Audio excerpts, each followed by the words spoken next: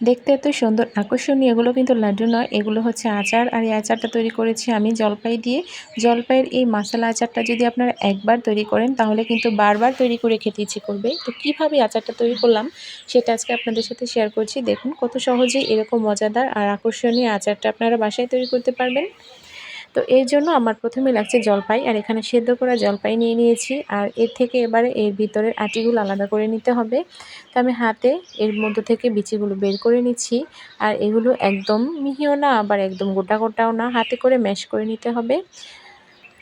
বিচিগুলো ছাড়িয়ে নিয়ে এরকমভাবে ম্যাশ করে নিয়েছি আর বিচিগুলো ফেলে দিয়েছি। এটা তৈরি করার জন্য এখানে আমি মশলা নিয়ে নিয়েছি। 5 ফোড়নের যে মশলাটা হয় ওইটা আধ ভাঙা করে নিয়েছি, শুকনো মরিচ আধ ভাঙা করে নিয়েছি।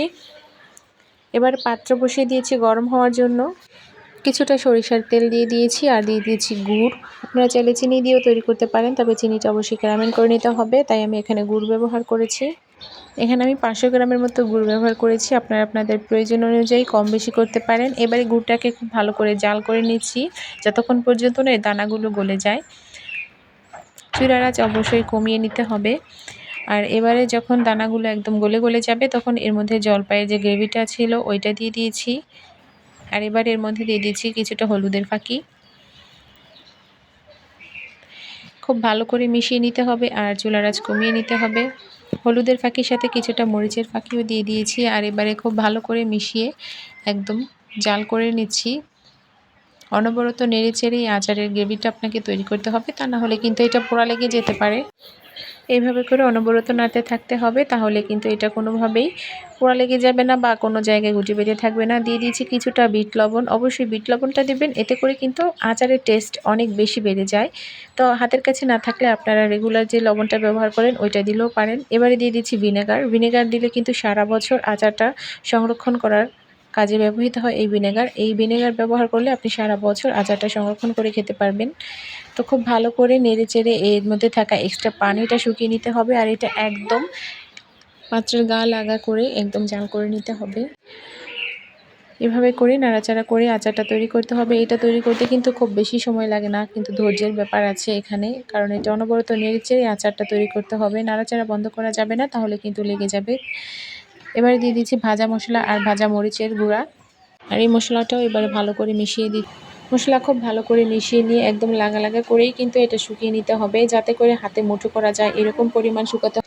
খেয়াল করলেই দেখতে পাবেন এটা কিন্তু মানে ধীরে ধীরে যত বেশি শুকাচ্ছে কালার কিন্তু চেঞ্জ হচ্ছে। এটা একদমই গাঢ় একটা কালার চলে আসবে। দেখতে পাচ্ছেন অনেকটা কিন্তু শুকিয়ে গিয়েছে। আর এর থেকে কিন্তু যে তেলটা দিয়েছিলাম ওইটা ভাবে বেরিয়ে আসছে। তো যখন দেখতে পারবেন এর থেকে তেলটা ছেড়ে দিচ্ছে আর এটা একদম পাত্রের গা লেগে যাচ্ছে, গা থেকে গড়িয়ে উঠছে, তখন বুঝতে হবে এটা মানে একদম পারফেক্টভাবে তৈরি হয়ে গিয়েছে। তো সেই পর্যায়ে এটা নামিয়ে নিয়ে ঠান্ডা হওয়ার জন্য রেস্টে রেখে দিতে হবে। আর এটা যেহেতু একদম হাতে মুঠো মুঠো করে আমি লাড্ডুর মতো শেপ দিয়ে দেব, তো সেই পর্যায়ে এটা এরকমভাবেই এই আঠালো করেই তৈরি করতে হবে। তো দেখতে পাচ্ছেন এটা কিন্তু পুরোপুরিভাবে আঠালো হয়ে গিয়েছে আর একটু ক্যারামেল ক্যারামেল হয়ে যাবে। তো এ পর্যায়ে এটা নামিয়ে এক সাইডে রেস্টে রেখে দিতে হবে। আর এর উপরে যে মশলাটা ব্যবহার করেছি, যেহেতু এটা মশলা আচার, তো এই মশলাটা আমাদেরকে তৈরি করে নিতে হবে। সে পর্যন্ত এটা রেস্টে থেকে ঠান্ডা হয়ে যাবে। ততটুকু ঠান্ডা করতে হবে যতটুকু হাতে শোয়া যায়। খুব বেশি ঠান্ডা হয়ে গেলে কিন্তু আপনারা এটা শেপ দিতে পারবেন না, কারণ এটা ক্যারামেল হয়েছে, অনেকটা টাইট হয়ে যেতে পারে। তো এবারে কিন্তু ভালোভাবে প্রস্তুত হয়ে গিয়েছে। এটা আমি রেস্টে রেখে দিয়েছি ঠান্ডা হওয়ার জন্য। আর আমি এখানে মশলাটা তৈরি করে নিচ্ছি। এর জন্য এখানে ভাজা মরিচের গুঁড়া আর নিয়েছি ভাজা 5 ফোড়ন মশলার গুঁড়া, এগুলো আধ ভাঙা করে নিয়ে নিয়েছি। আর দিয়েছি যে এখানে বিট লবণ দিয়েছি আর দিয়েছি চিনি। চিনির পরিমাণটা একটু বেশি রাখবেন, তাহলে কিন্তু এটা খেতে খুব ভালো লাগবে। এবারে আমি এই আচারগুলো হাতে করে নিয়ে শেপ দিয়ে দিচ্ছি। এটা অনেকটাই মোটামুটি ঠান্ডা হয়ে গিয়েছে। হাতের মধ্যে কিছুটা সরিষার তেল মেখে নিয়েছি, তা না হলে হাতে বেজে যেতে পারে। সরিষার তেল দিয়ে নিয়ে হাতে করে মুঠো করে এভাবে গুল গুল করে শেপ দিয়ে দিতে হবে। আপনারা চাইলে চ্যাপ্টা 3 কোনা 4 কোনা যেরকমভাবেই হোক শেপ দিতে পারেন, তবে আমার কাছে এই গুল গুল শেপ করাটাই কিন্তু পারফেক্ট মনে হয়েছে। এভাবে হাতে চেপে চেপে গুল একটা লাড্ডুর মতো শেপ দিয়ে দিচ্ছি। দেখতে পাচ্ছেন এটা তৈরি করা কিন্তু খুবই সহজ। আপনারা চাইলে 2 হাতে লাড্ডুর মতো করে গুল করেও দিতে পারেন, আবার এক হাতে এরকম মুঠো মুঠো করেও শেপ দিয়ে দিতে পারেন।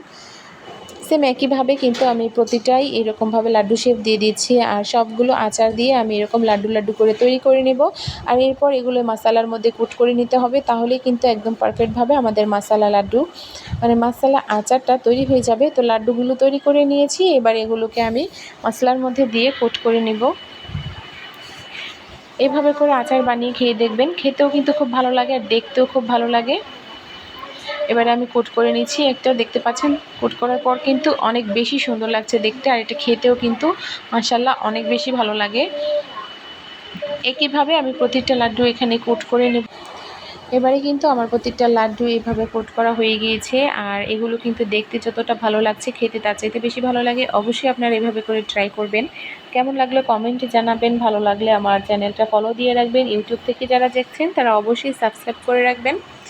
ভালো থাকবেন, সুস্থ থাকবেন। অবশ্যই বাসায় এভাবে করে আচার বানাবেন আর সারা বছরের জন্য সংরক্ষণ করে রাখতে পারবেন। আজকের মতো এখানেই বিদায় নিচ্ছি। আল্লাহ হাফেজ।